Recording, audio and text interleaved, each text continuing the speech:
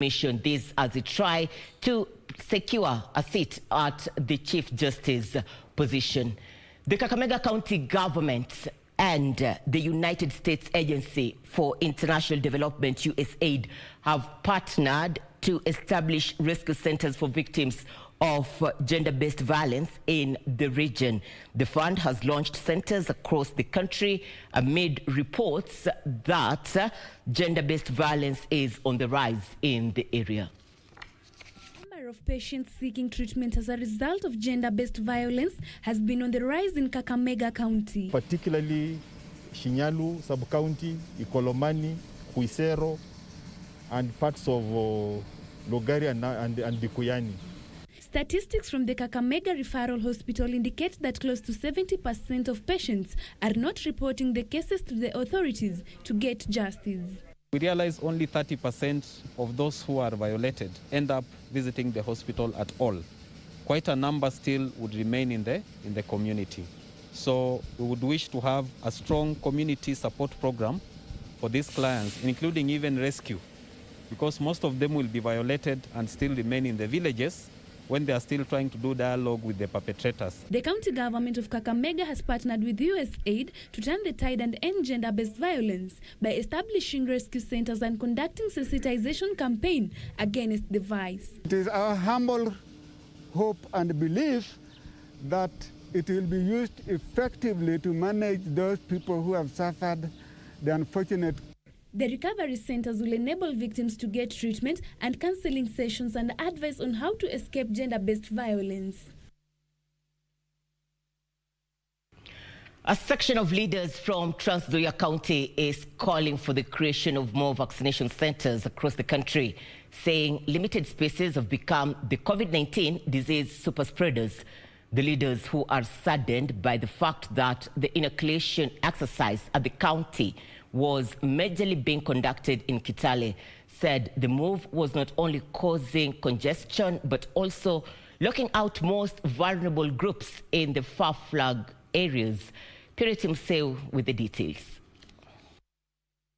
The flagging off of the dispatch of the Oxford AstraZeneca COVID-19 vaccine doses to other parts of the country by President Uhuru Kenyatta on the 4th of March this year was seen as a game changer in the fight against the deadly COVID-19 disease, as more people were expected to receive the jab and build their immunity against the deadly virus. However, reports that only a few centers are available in the counties may be a setback to the ambitious program.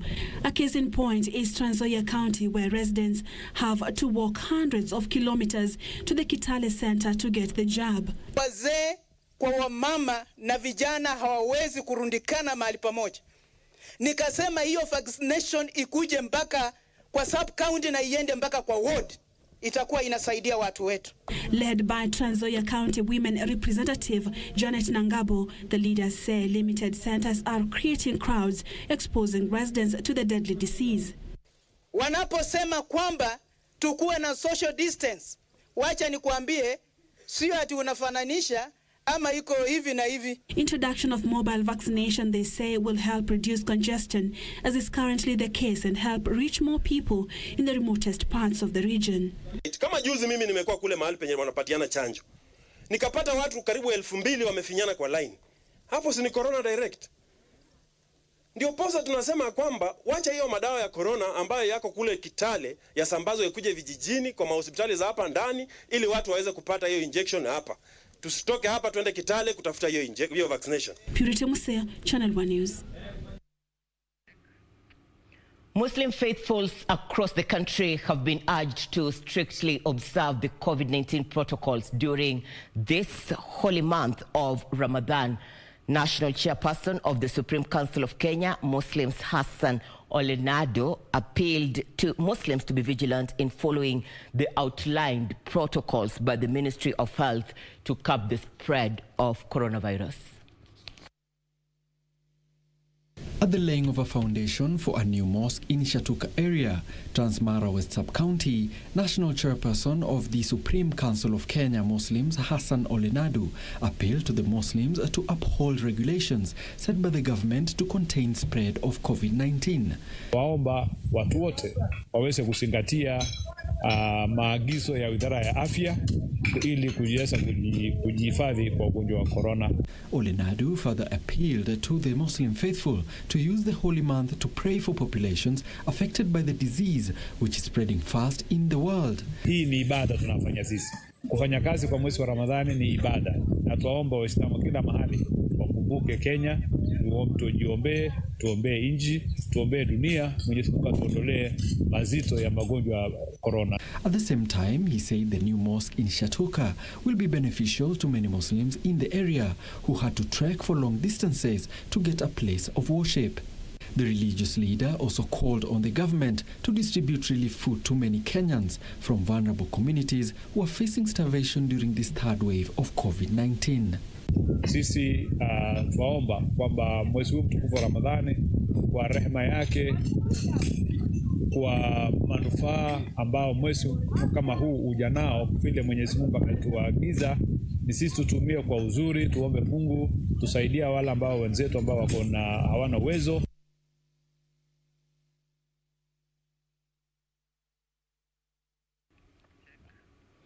Stakeholders in the tourism sector in Malindi Sub-County have expressed concern about the manner in which people are dumping waste at the gateway to the Malindi Marine Park.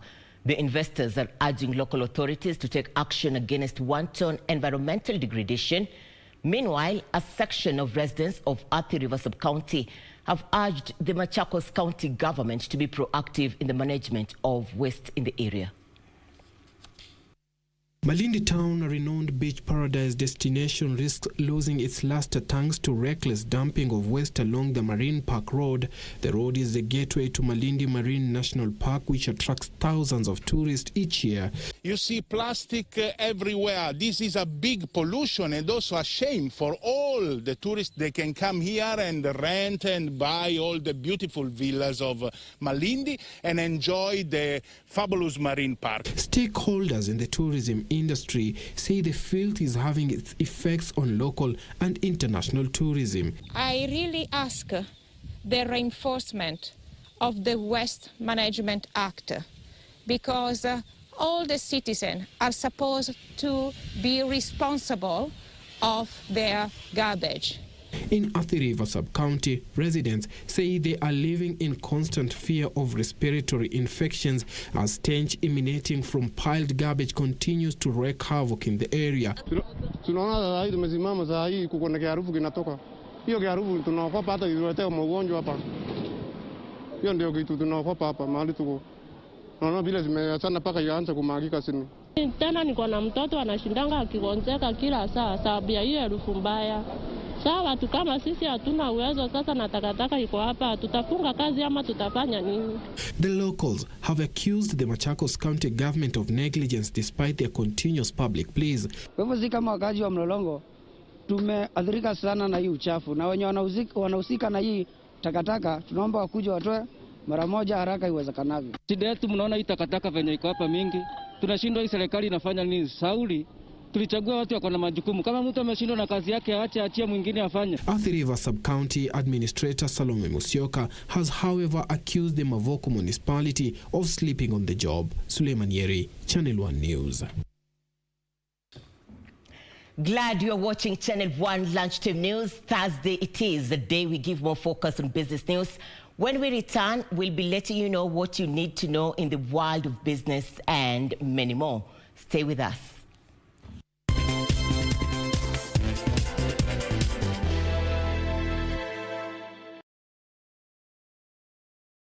Je, umeomoka? Kama hujaomoka kwenye Quickbit ndio mambo yote. Hapa tuko na fridge, kodi yake ni CL. Tuko na gas cooker, kodi yake ni CK. Tuko na TV, kodi yake ni TV. Tuko na simu aina ya Samsung ni SM, ama Oppo ni Oppo. My friend, mahali popote unanitizama, eka hizo kodi zake kisha utume kwa 4032353. 4032353, alafu utakuwa unaomoka na hizi bidhaa. Kumbuka, kwenye Quickly ni bila bora zaidi kwa bei ya chini kwa chini. Malaria ni ugonjwa hatari sana unaoua watu wengi hapa Kenya. Japo kuko na korona, hatari ya malaria bado iko. Mtoto huyu alikuwa na joto jingi, kutetemeka, kuumwa na viungo na uchovu. Alikimbizwa hospitali ya umma ambako sheria za COVID-19 huzingatiwa na ni salama kwa shughuli ya upimaji. Vipimo vilionyesha kuwa ana malaria, na papo hapo daktari akampa dawa za malaria na kumshauri azimalize, na ili kujikinga wawe wakilala ndani ya neti iliyotibiwa. Malaria husambazwa na mbu. Walio hatarini ni watoto wa chini ya miaka 5 na akina mama wajawazito. Kupimwa na kutibiwa ni bure katika hospitali zote za umma. Usisahau adui malaria. Zero malaria huanza na mimi. Chukua jukumu leo. Komesha malaria. Ujumbe huu umeletwa kwenu na Wizara ya Afya. Next on. Go. Easy. Did you do anything to it? Unasemanga leo ni kujitawala. Leo ni siku yetu. Unakaaje? Utajili? Unakaa poa na hiyo jacket ya wenyewe. You're in as deep as I am. This time you're seriously going down. I don't know about you, Glenn, but I'm not going to jail for any reason whatsoever. Neither am I. So either you let me in, or tell Tiffany I need to see her right now.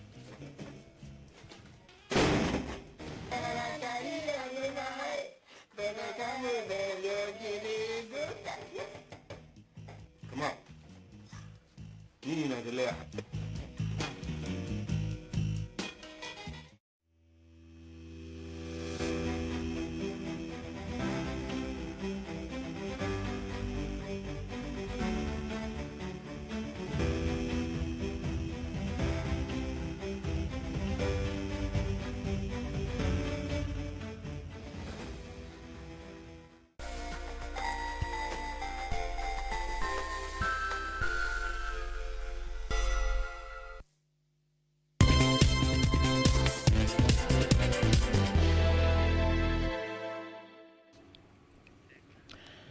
Welcome back. The national government has confirmed to release the results for KCPE today. This afternoon, my colleague Kamche Menza is on standby and she will be letting us know as events unfold. But in the meanwhile, the Non-Governmental Organizations Coordination Board has put on the spot 3,000 organizations countrywide for non-compliance to operation laws. The board has warned defiant actors, saying they risk deregistration for failing to submit their annual audit reports to the regulator. Speaking during the commemoration of NGOs Week in Matuga, Kwale County, NGO board member Nicodemus Bore warned defiant organizations, saying they risk deregistration for failing to submit their audit annual reports of their activities to the board. As a government, we have regional offices that helps in tracing NGOs. We do what we call annual returns to make sure that all NGOs that are registered do their returns, and whatever they do, we come and inspect. Bore challenged non-governmental organizations to focus on the mandate of supporting and improving livelihoods of vulnerable communities in the regions they work in as per their mandate. Introduced a directory where all NGOs have a directory they can check on where each NGO is. We have also done what we call a sector report that we have launched today. During the commemoration, Helping Hand, a charitable organization based in Mombasa, unveiled a borehole water project at the God's Children Orphanage to help about 500 needy children at the facility access clean water. The organization provides food, health and education aid to the less fortunate in society.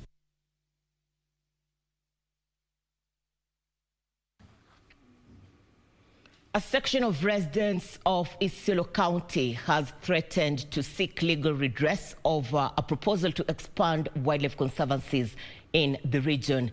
The residents are accusing a section of the county assembly of playing to the whims of a few individuals who are out to hive off large tracts of land under the pretext of creating wildlife sanctuaries.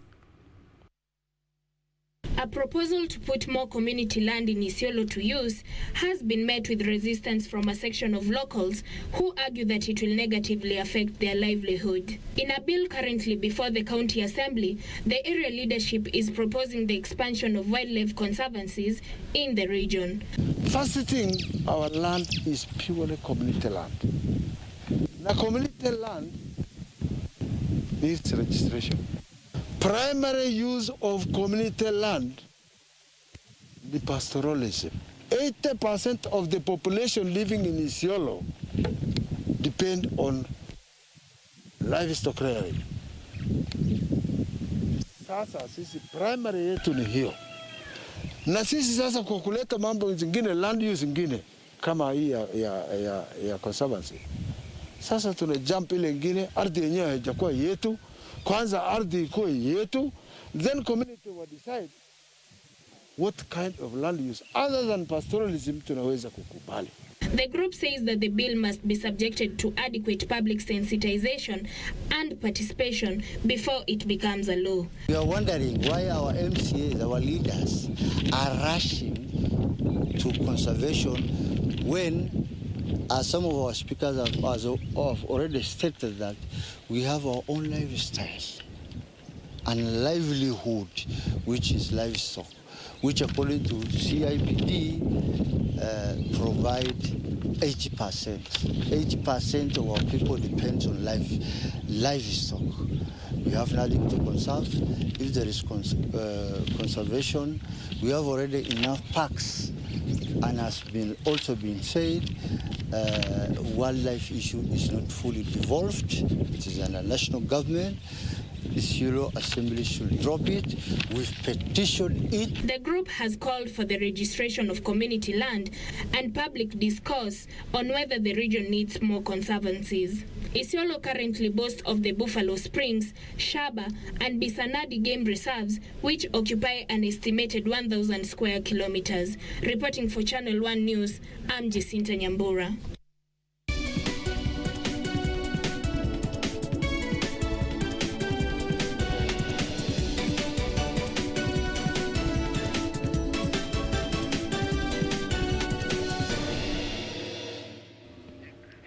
Time for business news. Over 200 small traders in Busia County have benefited from 5 million shillings County Trade Revolution Fund to finance expansion of their businesses.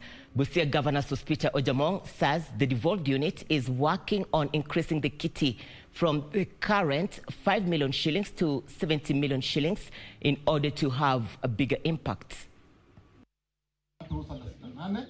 Access to capital remains a key challenge for most micro and small businesses, most of which do not survive past their 5th anniversary. To address this, Busia County government introduced a County Trade Revolving Fund to help small businesses grow and expand their ventures. County tunasema tutatumia idara yetu kama ya trade kuwapatia mafunzo, tutakuwa tukiwafuatilia kupatia mafunzo ili waweze kuelewa namna vile watafanya biashara na kurejesha hii pesa. Nimepata hiyo 20,000, nashukuru Mungu, naenda kuongeza kwa biashara yangu. Natumai kwamba nitaongeza wengine wakati ukifika. Elsewhere, Absa Bank Kenya has launched the Absa Asset Management Limited, a subsidiary of the bank that will offer fund and wealth management solution for its customers. The firm's officials say the new subsidiary fits in well with the bank's growth strategy and ambitions of being a fully fledged financial institution, which offers more diverse financial solutions beyond banking across the region. Briefly, we are coming to market to showcase and offer 3 broad propositions to our customers. An institutional proposition, which we target to offer fund management services to pension funds, insurance firms, and other institutions which might need the services of a fund or asset manager. We'll be listening to the needs of investors on what they're trying to achieve and advising them on how to allocate their money in investment asset classes.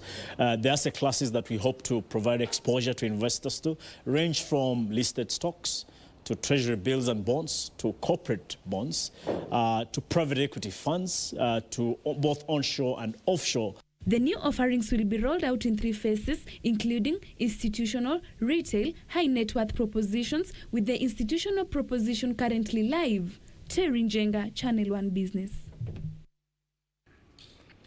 The government is banking on procuring and distributing GMO cotton seed and pesticides to up to 200,000 farmers in 23 counties in efforts to grow cotton production 10 times to 200,000 bales in 2022. And as Steve Maina reports, farmers are optimistic of harvesting and earning more cotton from millers. This as the Eldoret-based Rivertex hope to produce higher quality fabrics.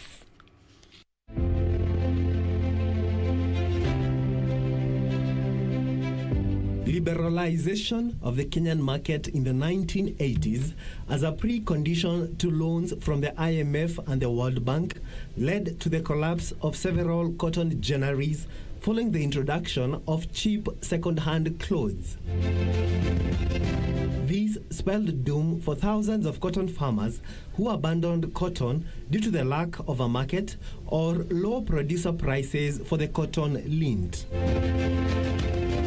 Farmers in Kenya have been harvesting an average of 5,300 tons of lint cotton against a demand of about 38,000 tons, with the deficit being imported from neighboring countries.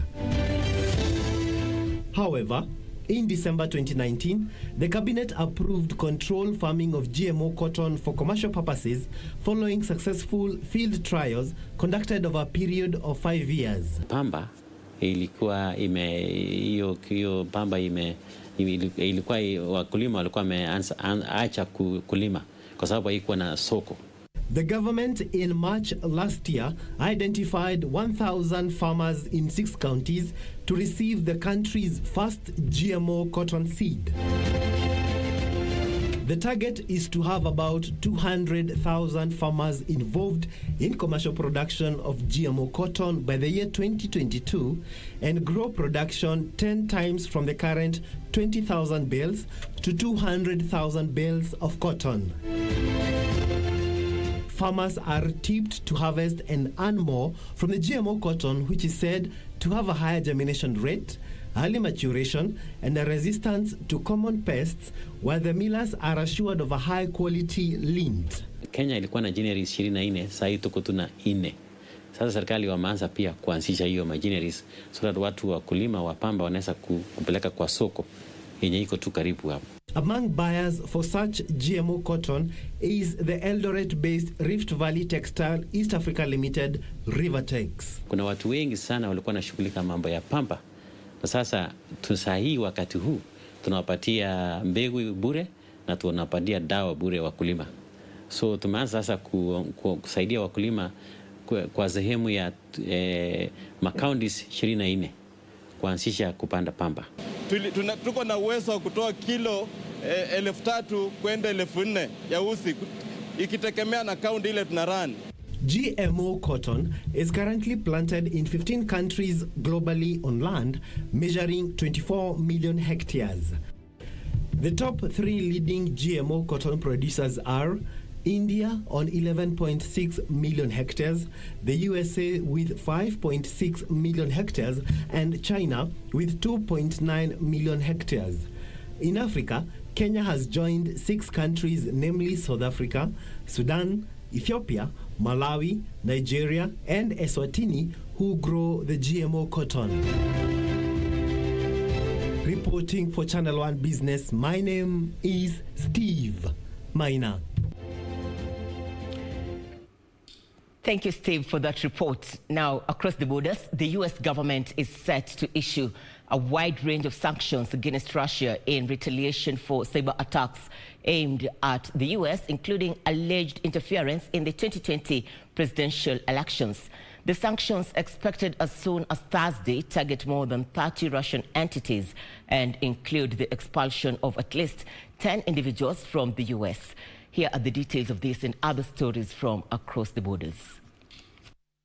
The administration of U.S. President Joe Biden is expected to issue an executive order barring U.S. financial institutions from purchasing ruble-dominated bonds from June this year. The sanctions come at a tense time for U.S.-Russia relations. In a call with the Russian President Vladimir Putin on Tuesday, President Biden said the U.S. would act firmly in defense of her national interests. President Biden also proposed a meeting with President Putin in a third country that would allow the leaders to find areas to work together. Elsewhere, cryptocurrency firm Coinbase, which runs a top exchange for Bitcoin and other digital currency trading, hit a market value of nearly $100 billion in its stock market listing. Shares debuted on the Nasdaq at a price of $381 but closed below $330. The listing was seen as the latest step towards cryptocurrencies gaining wider acceptance among traditional investors. The price of Bitcoin surged more than 300% last year and has climbed even higher in 2021 as firms including Tesla, MasterCard and BlackRock unveiled plans to incorporate digital currencies into their businesses.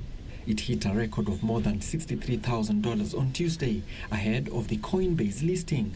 Finally, Sweden's Polestar, the electric car maker controlled by Volvo and its parent, the Chinese automaker Geely, has raised $550 million in external funding. The financing is Polestar's first external funding and comes amid a year of sustained sales and share price growth for electric vehicle makers such as Tesla and NIO. The funding will help accelerate product development and output as Polestar prepares to launch new car models in the coming years.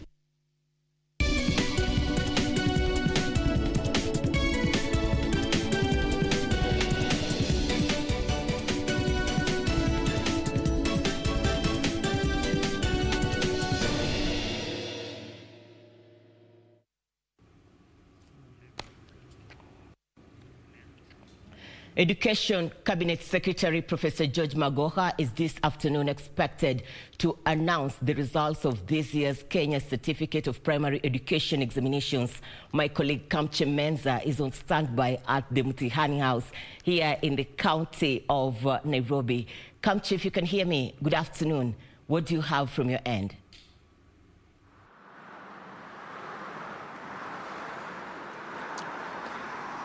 Good afternoon to you, Irene Muchuma Odim. They are back in studio. Like you said, we are coming to you live from Dennis Pritt Road, right outside Mitihani House, where this afternoon the Cabinet Secretary for Education, Professor George Magoha, is expected to release the Kenya Certificate of Primary Education exam results that were concluded on 24th of March. Remember, the exam started on 22nd of March. In 3 days, the candidates managed to wind up on their exams.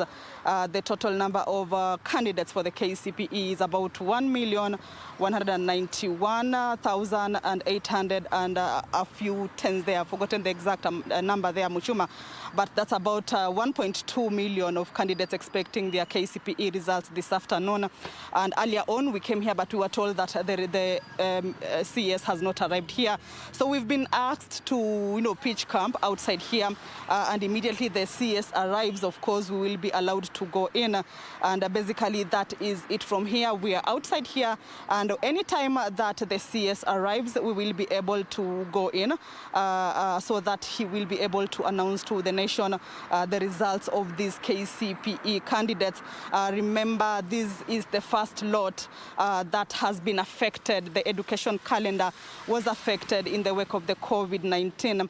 And this is the first batch that actually did the KCPE, their national exams, in the month of April. Remember, most exams are usually done, most of the national exams, especially for KCSE and KCPE, are usually done at the end of the year, where beginning of the next year, the candidates get their results and, of course, start on the next stage of their learning. But this year, things have been different. Like it's known globally, there are also other countries that were affected. Kenya was not spared. So this month is when the results, the KCPE candidates will get their results. And, of course, the calendar will continue that way until at a time when everything will come back to normal. So basically, that is it from here, Muchuma. About 1.2 candidates to receive their results this this afternoon. Anytime from now, we're expecting the CS of Education to arrive at this building right behind me. It's Mitihani House along Dennis Pitt Road.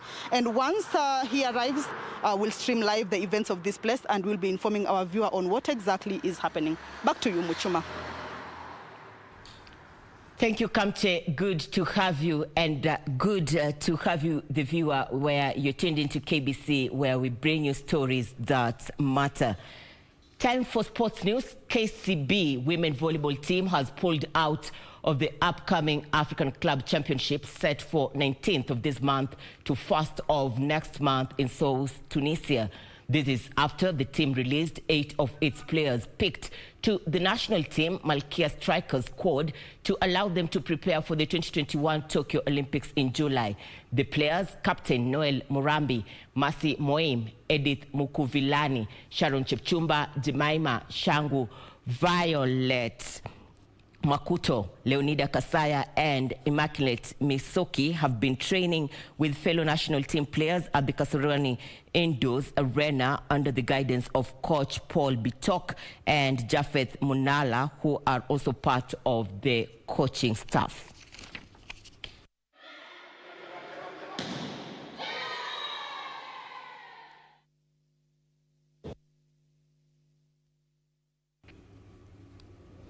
Manchester City will play against PSG in the UEFA Champions League semi-finals, while Real Madrid will face Chelsea on the 27th of this month. City reached the semis for the first time under Pep Guardiola after beating Borussia Dortmund 2-1 in Germany, winning the tie 4-2 on aggregate. Elsewhere, Liverpool's bid for the 7th Champions League title was ended as Real Madrid battled to a 0-0 draw at Anfield to secure a 3-1 aggregate win. Bjorn Kuipers blows his whistle and off we go. Liverpool's UEFA Champions League campaign ended in disappointment as Real Madrid kept Jurgen Klopp's side at bay in a goalless draw at Anfield. The Reds were unable to turn around the 2-goal deficit from the first leg 3-1 defeat against the Spanish side. It was the second season running Liverpool exit the tournament at the hands of a team from Madrid. In Germany, Pep Guardiola's side reached the semi-finals after a 4-2 aggregate win over Borussia Dortmund after 3 successive exits at the last 8 stage of the Champions League. City came from a goal down to beat Dortmund 2-1 on the night and book a place against Paris Saint-Germain. Now has a problem. Haaland tees up the shot. Bellingham has it now. And Bellingham has scored brilliantly. What a finish that is from the 17-year-old.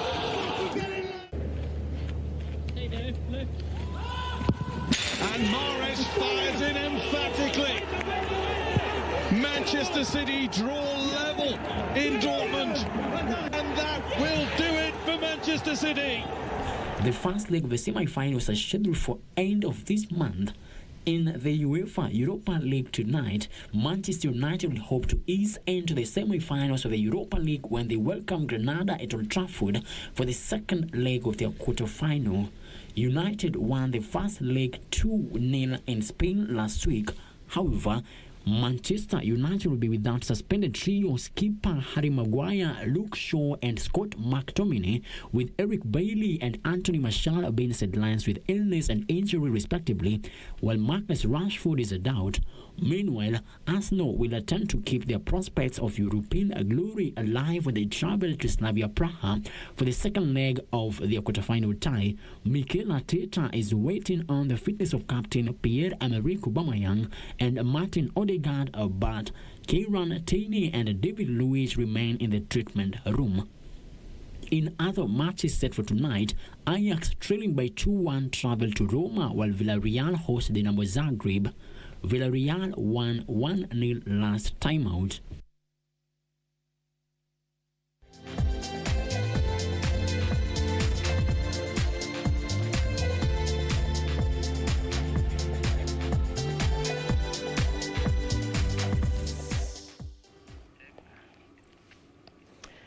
Glad you have kept it KBC Channel 1. We have come to the close of Channel 1 lunchtime news. A recap. The Maraga succession interviews at the Supreme Court has entered the 4th day, and the national government has confirmed to release the KCPE results this afternoon. For more details on just aired items and many more, do log on to www.kbc.co.ke. On behalf of the entire team, we say thank you so much. My name is Irene Muchuma Odem. My co-anchor on sign language interpretation has been Lucy Mwaura. Good afternoon.